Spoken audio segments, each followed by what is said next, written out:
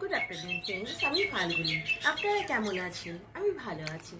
আজকে আবার lunch video নিয়ে চলে এসেছি। কি কি করেছি তাই আপনাদের সঙ্গে শেয়ার করব বলে। গতকাল দিতে পারিনি, শরীরটা ভালো ছিল না, তাই আজকে শেয়ার করছি। কি কি করছি চলুন দেখে নেওয়া যাক।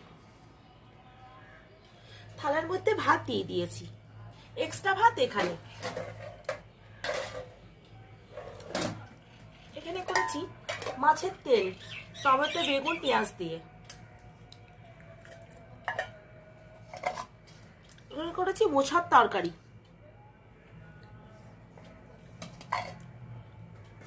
এখানে করেছি ফুলকপি, আলু, কাতলা মাছ দিয়ে ঝোল।